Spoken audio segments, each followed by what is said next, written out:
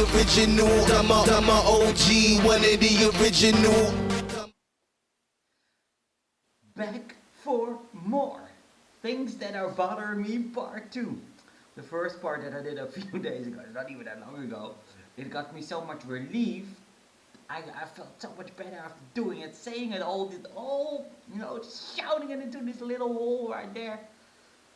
But I had to do it again. But I made myself sit down, so I cannot, not be too mad and too excited. I have to sort of stay calm in a bit. So here I go. Things that bother me, part 2. Alright, this time I'm gonna go in a bit deeper. Because last time I did things that maybe, bother a lot of people. If somebody eats, does their makeup in the train or their fingernails, it smells. So it's now I'm gonna try to dig into myself and find these things that bother me. For instance, I saw the other day again and again, and I see it every day. Please like this and you can win something.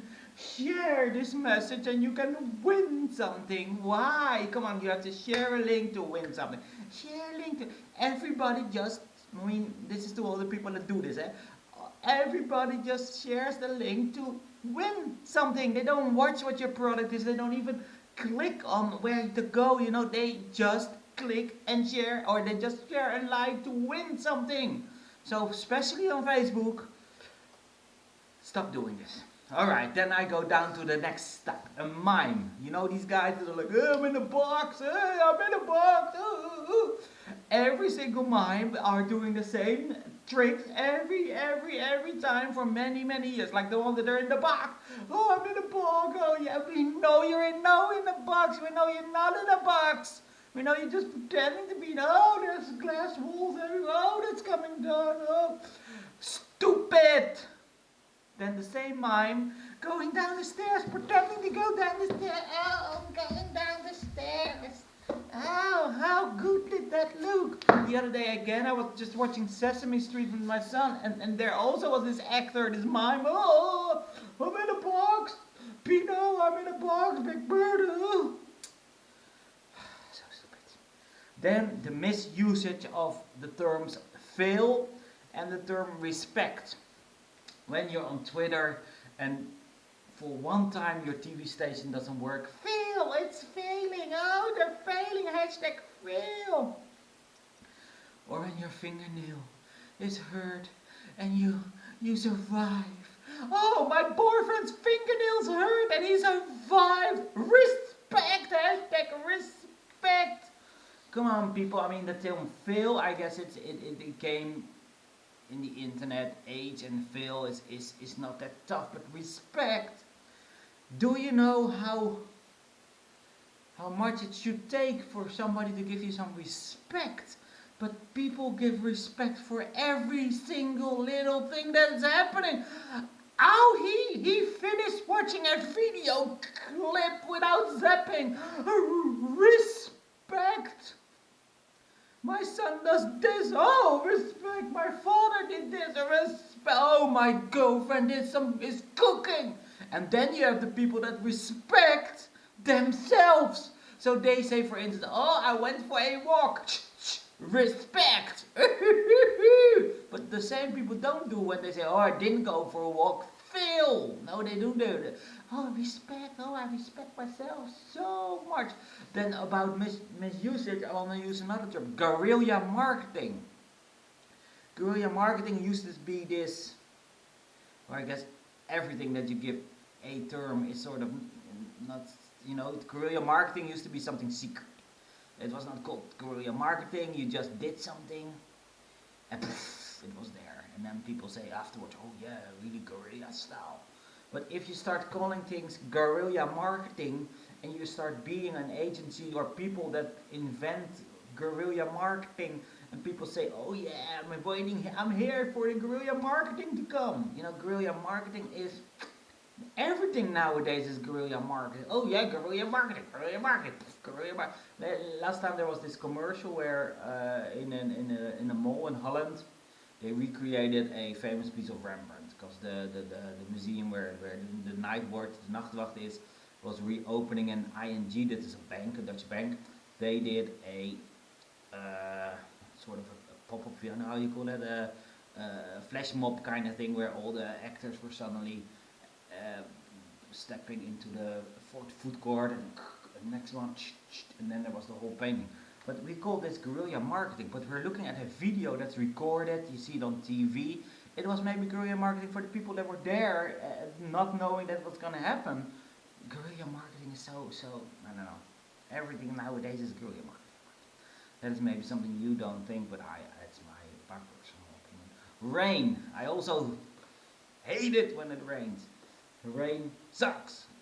I know I cannot do anything about this. I mean, all the things I said before, people can stop doing it, but rain cannot be stopped. There is somebody up there, puts on the tap, he wants to shower, and sometimes he wants to shower really long. Like the last 2 days it's been raining. I don't like rain. I don't get the point of rain. Every now and then rain at night, but all the time rain. Then from rain to train, a nice little bridge. People, when you're waiting for the train in Holland, and if you're in a country where there's no trains, I know that you don't know this, or bus maybe, you can also in a bus.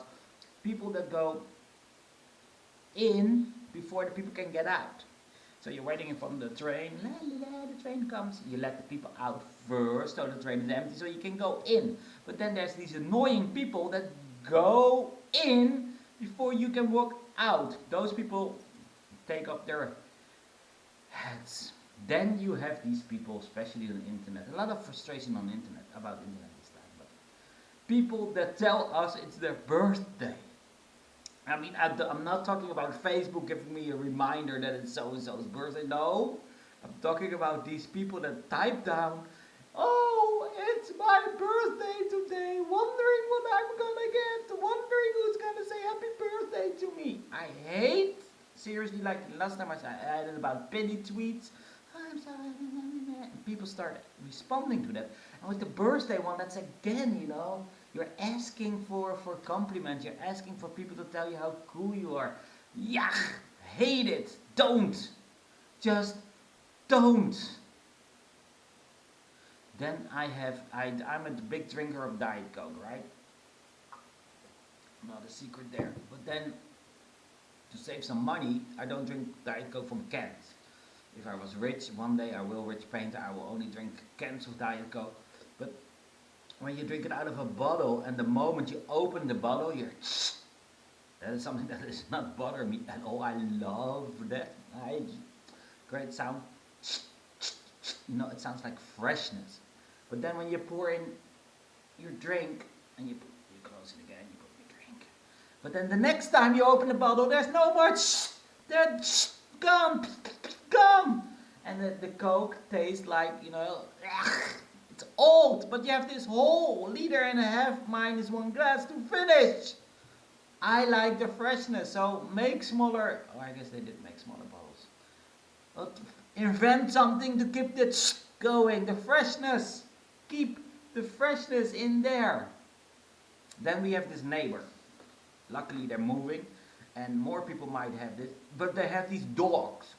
Fine, a dog is cool. I have 2 cats, but dogs are fine too, you know, nice. But then, when they bark all evening and in the night, when they're let out, it is horrible. So people with dogs, don't, before a certain time, I know that people also sleep after 10, but you can maybe before 9, you know that people are sleeping. So if you have a dog, and especially if you have 2 big ones, like our neighbor, don't let them in the garden and bark all the time, and she's yelling at them, hey Boris, come in, don't bark. We hear you. We hear you, people. Then I want to move on to DVDs, something that existed before we can download stuff. DVDs in a white box is a bad sign. That is almost always, I mean, maybe 98% of the time, a white box means chick flick, means horrible. Ugh, chick flicks, horrible movies. This nice, oh, it's a pretty movie. When people say it's pretty about stuff, for instance, it's a pretty song. Throw away the song, never listen to it again. Oh, it's a lovely song, throw it away. Songs have to be funky, nice beat, at least in my opinion.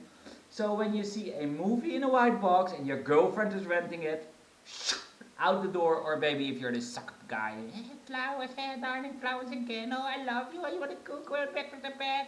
If you're that kind of guy, then maybe white box things are for you.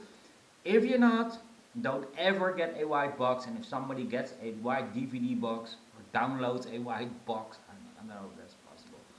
I guess my problem with white boxes is gonna go away when there's only downloads. Yeah. Then, a horrible things that I dislike a lot is when you bump into somebody wearing the same stuff as you. The same hat or the same shirt or the same jacket, and the most horrible of all is when you, most people are not gonna have this, but that's me, when you bump into somebody that's wearing the same sneakers as you. It's horrible. So out of this big selection of sneakers, this person that you are having a meeting with picked out the same shirts, but especially the same sneakers. It makes me cry. Then my next problem, I go back to the web again, and especially here in Holland, I've not seen it with other websites from other countries. Some websites in Holland close on Sunday. I'm not making it up. You could think I'm making up. I am not. There are some religious related websites, and not even like a church website, but like a store. I know this bookstore or a kids fashion store. They are from a religious village and they close on Sunday. Not their store, which if you want to close your store on Sunday, it's up to you because you have to go to church. No, you have to be physically there in your store. So if you feel like it's the rest day from God, Sunday is the rest day. If you decided that is for you, fine. But a website, people. A website is not a person. A website is not a physical place where you have to be like, oh, I'm waiting in my website. Who's going to come into my website today? Oh, who's typing in my URL today? It doesn't matter if it's Sunday, Monday, Tuesday, Wednesday, Thursday, Friday, or Saturday. Your website should always be open. Then, I am a bigly, you say that, bigly?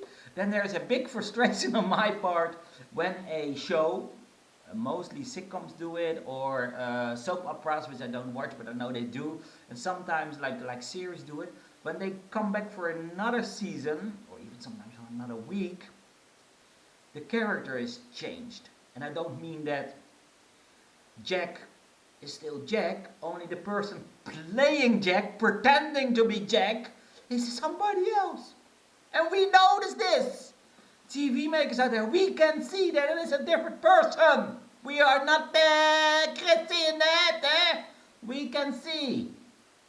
So when we see that Jack is somebody else and nobody's saying, oh, Jack is now somebody else. It's now called Jill or Jake or Fat Jake. No, it's still Jack. It's just a different person. But to me, it gives a whole different perspective to the person. It's not just the name and then the things that are written down. It is very well connected with who it is. So if Jack is, for instance, like if Jack Bauer from one day to the other will not be the same actor anymore, I will feel suddenly Tom Cruise is there. Horrible. And then how about Tom Cruise being Jack Reacher? That was also very stupid. Come on. If you read the books from, I'm jumping a leap here maybe, but if you read Jack Reacher books, which most of you have, or most men out there might have read it, Jack Reacher was this tough guy, unemployed, don't work anymore, kicking, fighting machine. Then there's this small guy, hi, I'm Tom Cruise, I'm fighting. No, you need somebody fighting, you bam, poof, poof, poof, poof. I'm jumping ahead here.